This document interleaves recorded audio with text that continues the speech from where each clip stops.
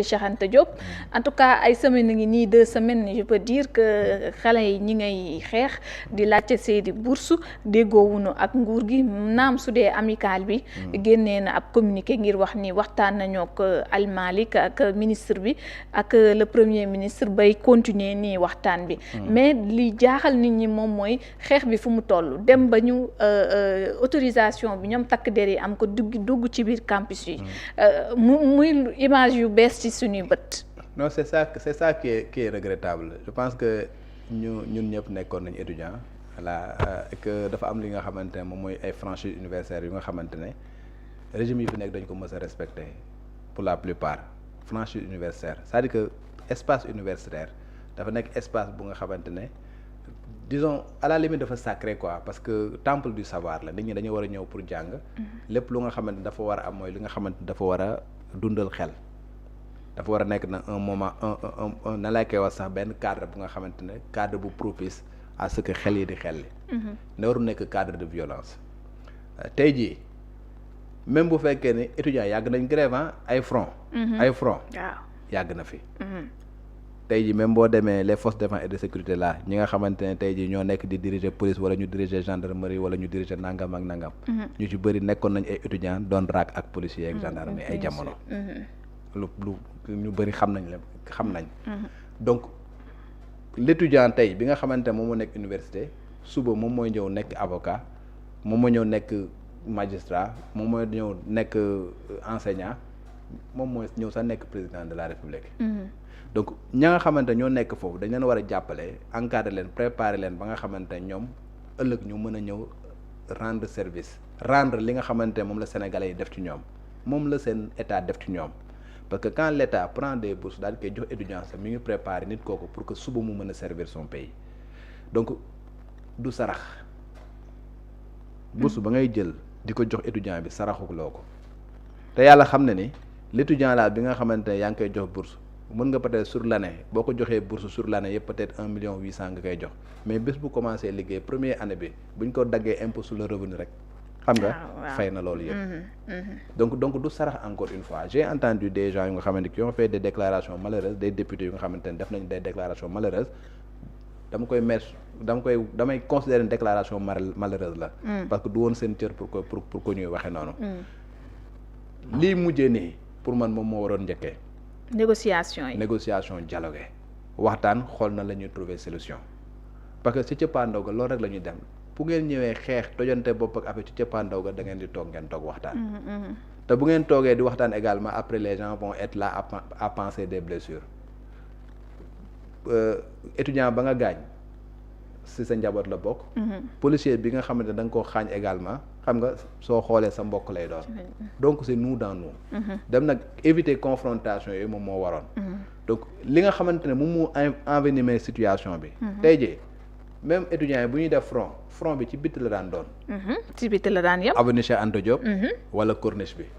les étudiants faisaient tout ba nga xamante ne ci biir université bi dafa am yenn violence yi même bii passé c'est comme ça s'était passé front bi ci biir la woon mais lorsque nag tu prends yow le conseil académique tu prends la décision de permettre aux policiers ñu daal di violer parce que boo leen ko permettre violer tuñu xam nga ñu dugg ci biir université bi daal di ñëw seen bopp bu boobaa théâtre d'opération bi da nga koy changer nekkatul ci biti mais ci biir la ça veut dire que su fekkoon yow da nga ne sa objectif c'était protéger les personnes et leurs biens yow sa bopp yow yaay ki nga xam ne yow yaa favoriser yàq bi mbir yi changé na ko voilà parce que sànnante bi xeer yi lacrymogène yi nekkatul ci biti mais ci biir campus bi lay doon di nga gis ko nga xam ne étudiant bu yoonam nekkul mu toog fi mu toog ñu tiré lacrymogène mu fekk ko biir néegam parce que da ngaa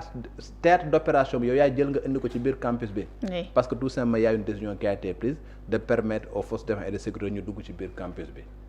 soi-disant pour protéger les personnes et leurs biens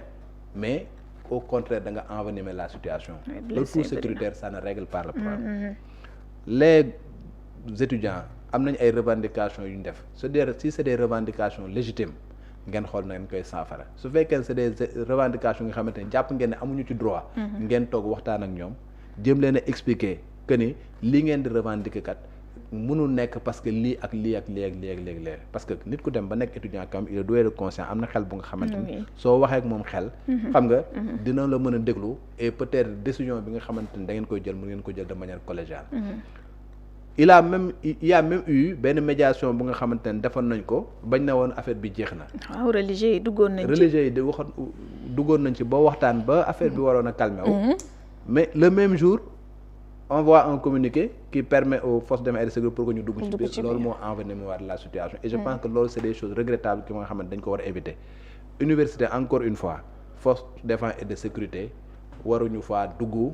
pour naan dañuy maintenir xawma l'ordre ou je ne sais quoi là kudd am na fa ay policiers ak am na fa service de sécurité bu nga xamante ne ñoom ñooy gérer loolu mais wax dëgg yàlla confrontation entre étudiants ak force de défense et de sécurité même bu fekkee ne dafa war am ci ay revendications ci bit la waroon nekk mais du war a nekk ci biir campus bi donc daal pour man li nga xamante moom moo mujjee moo waroon a njëkkee et j'espère que après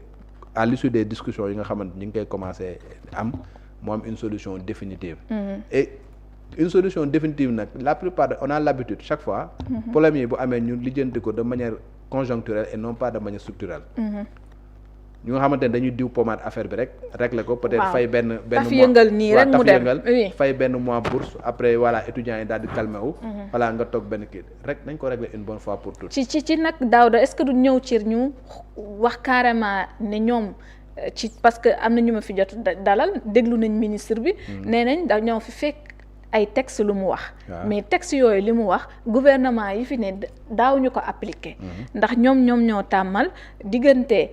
pause bi nga xamante ni moom la ci étudiants yi di def le temps que ñuy inscrire master loolee dañ leen ko daan fay te texte yi loolu permettre ko mais xam nga li ko waraloon nag c'est que liy droit naan nul ne peut se prévaloir de sa propre turpitude lenteur yi nga xamante ne ñoom état ñoom ñoo ko doon def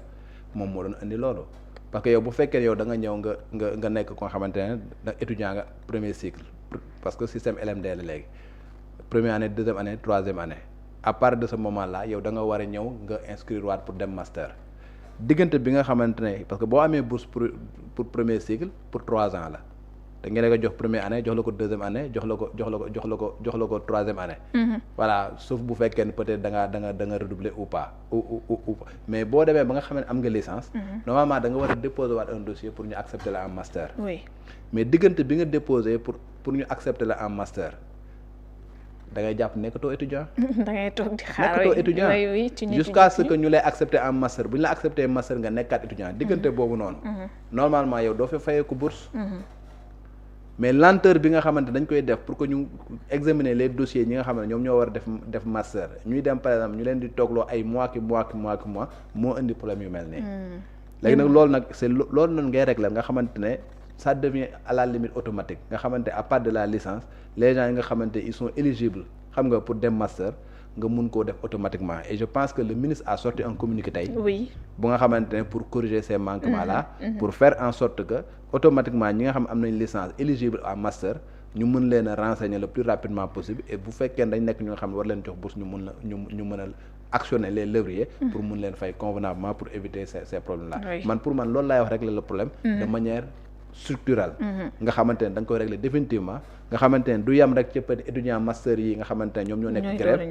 boo ko réglé wul ñi nga xamante ne ñooy ñëw master l'année prochaine ils vont être confrontés à la même situation et ils vont faire la même chose que ces gens-là. Je pense qu'il faut le régler de manière définitive et que affaire bi mu féete ñu ginnaaw. oui ci loolu la ñu xamlee ni comme que waxtaan nañ bu baax ak autorité yi xëy na bon nañ résoudre problème boobu nga xamante ni vraiment ñu bëri am nañ ci ay gaañu di leen masawu bu baax kon daaw dañu tàggatoo ba alxames prochaine incha allah. waaw.